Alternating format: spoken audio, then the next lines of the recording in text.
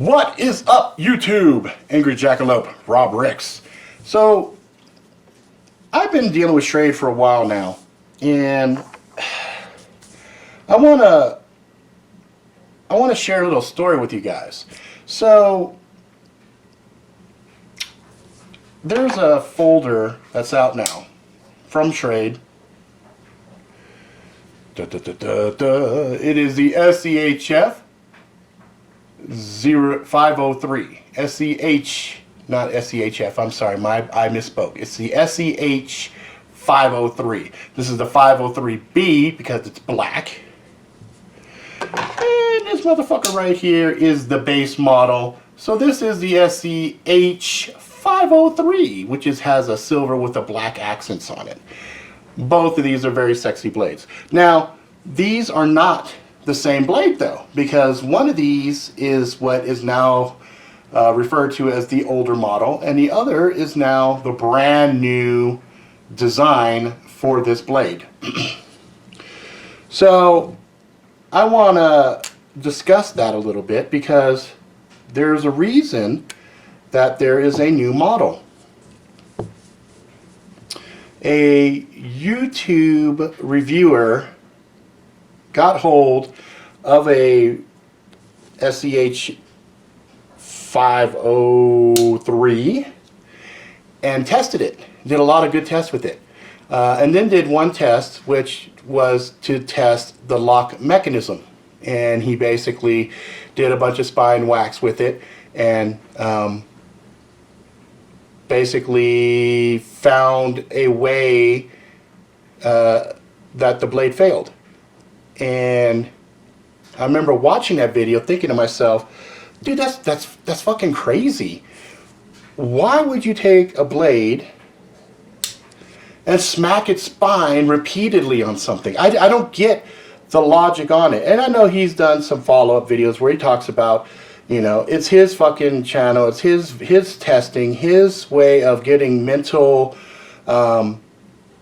clarity and peace of mind on a piece of kit that he's bringing with him. And for that, I get that. I do a lot of hard use tests as well. But for me, logically, it just doesn't make any sense, because even with my hard use tests, I've always kind of pictured scenarios in which I'm using those blades. And I think the guys that are really famous for starting some of these extreme tests is Cold Steel. Cold Steel has their triad lock that they do a bunch of crazy tests with. But a lot of times those tests are inside of a controlled environment, you know, where they basically put it inside of a lever and they lock it in, and they've got like a counterweight that just drops it, and it's the exact same drop every single time. There's no variation on angle, no variation on velocity, any number of variables that would be scientifically reproducible inside of a lab.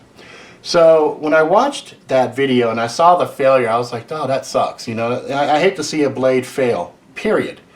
And this video is not necessarily a video where I want to talk smack or want to say anything else or push my point of view as a contrast to what he does. But what I do want to address is the fact that Schrade, as a company, took that information that he and another YouTuber provided, and they took it to heart.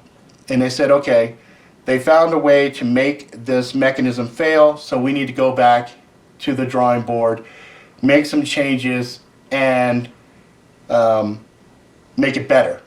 And that's one of the things that I absolutely love about Schrade. Schrade definitely has their ear to the ground and listens to what the fans have to say about their blades. So the original blade, so they sent me the new blade, right? And I said, okay, that's great, but I want the old one too. I want to see for myself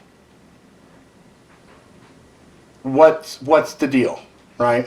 So the new one is the silver one. The old one is the black one. So they were good enough to send me both of these to examine and kind of look at and say, you know, what the fuck, right? So when I close them both and I pop them out, so let's go with the old one here. Okay.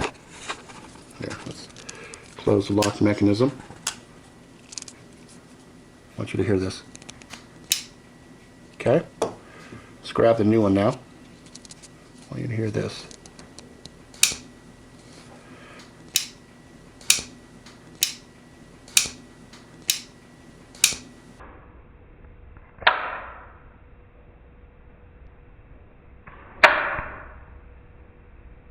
Now, I don't know if you guys are going to hear it as well as I do, but there's a couple of things that I noticed right off the bat from handling these guys. So, old one, new one. This new one has a more pronounced snappiness to it, and I don't know how else to explain it. It just has more of a snappy feel to it. It also, when I do the mechanism to release it, it's a lot more snug in the way that it closes. Now both of these, see how this guy just kind of starts falling already? Both of these guys are brand spanking new, just taken right out of the box. And I got to tell you, I played with this one quite a bit, the newer model.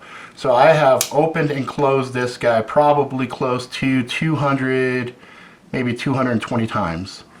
The old model, I have probably opened this guy only maybe 20, 30 times. And I noticed as I was doing it, this guy was just a lot looser. It's like you can note the difference when you feel them. So that to me, the fact that Schrade went and did a whole new design of their lock mechanism based off of 2 YouTubers is amazing to me. Is amazing, because understand, guys, there's money that is spent whenever some kind of a change like that happens, and they won't tell me what the dollar amount is. They don't want to talk about that. They're like, you know what, Rob, we just want to give the users the best blade possible. To which I say, out fucking standing. But my estimation is they probably spent a good $40,000, $50,000 just on getting the new lock mechanism designed, fabricated, installed. And then you got to factor in, you know, thankfully this is a new blade. So the reviewer that tested it was testing, you know, a brand new design. It's not out in the wild. It's not in like 50 million places yet. So they were able to make the changes before it being out in every fucking spot known to man, because otherwise they would have to, you know, I could just imagine retail seeing those videos saying, hey, we think there's a failure here, and we don't want to carry these. We want, you know, the new one that you guys just came out with. And so then you got returns and all this other nightmare shit going on. And so, you know, the other thing too, the fact that Schrade decided, you know what, we'll make sure that there is no kind of a risk involved, because the one YouTuber, you know, he was able to take it and with his own body weight close it, you know, which I don't know. He must have broke the fucking lock, because there's just fucking no way. This is the original. There's just no fucking way. Telling you guys. There's no fucking way. I would challenge any motherfucker that I know. Grab one of these fucking things. Make sure you're wearing safety shit. Fucking try. And show me you can force it with your bare hands without spine whacking the shit out of it. You know? Spine whacking it, I mean, this is the way I look at it. I look at spine whack like this. You know, I hear all the things. You're using the blade, and then you get surprised, you turn, you hit a wall, or you hit a tree, or 1,000 ninjas come out and you gotta smack them in the forehead with the backside because for whatever reason that's the only way to dispatch them. Okay, I can't, in my wildest, wettest fucking dream, fathom the use of a spine whack. I just can't, you know. Now if you want to test it and see if you can, you know, force the lock to fail, out fucking standing. You know what I mean? Now, you know, if you want to spine whack the shit out of something, my recommendation, is get a fucking fixed blade.